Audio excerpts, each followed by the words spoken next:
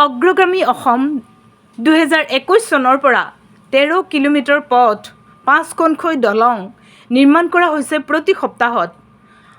অসমৰ জনপ্ৰিয় মুখ্যমন্ত্ৰীয়ে এই কথা প্ৰকাশ কৰিছে ছ'চিয়েল মিডিয়াত। অগ্ৰগামী অসম 2021 চনৰ পৰা 13 কিলোমিটাৰ পথ 5খনকৈ দলং নিৰ্মাণ কৰা হৈছে প্ৰতি সপ্তাহত।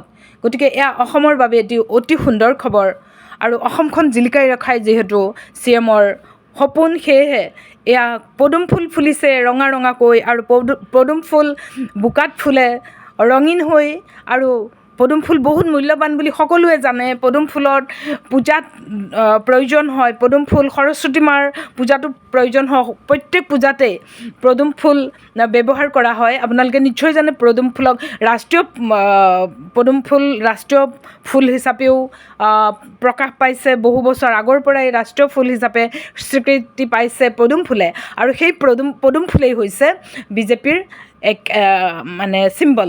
আৰু এয়া হৈছে কৰ্ণই যিহেতু ওপৰলৈ শৰ মাৰিছে আৰু ইয়াৰ ৰাজ্যৰ যি পপুলাৰ CM অসমৰ জনপ্ৰিয় মুখ্যমন্ত্ৰী ডক্টৰ হিমন্ত বিশ্ব শৰ্মা দেৱক সকলোৱে ভাল পায় বুলি আপোনালোকে নিশ্চয় গম পাইছে আৰু তেখেতে বহুত জনপ্ৰিয়তা অৰ্জন কৰিছে, সেয়াও আপোনালোকে নিশ্চয় গম পাইছে।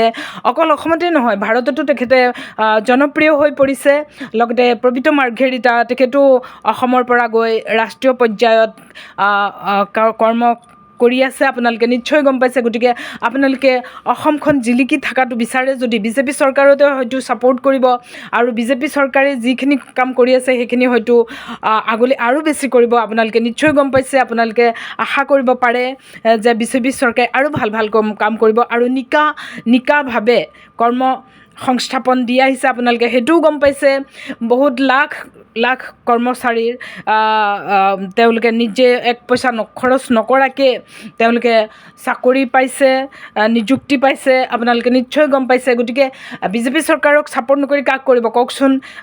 কোন চৰকাৰ দিনত এনেকৈ এক পইচা নোহোৱাকৈ চাকৰি পাইছিল সেইটো আপোনালোকে জনাওকচোন। আপোনালোকে যদি সঁচাকৈ ভাবে অসমখন ভালভাৱে চলি থাকক, উজ্জ্বল হৈ থাকক, অসমখন দেশখন আমাৰ সকলোতকৈ জিলিকি থাকক, তেতিয়াহ'লে বিজেপিক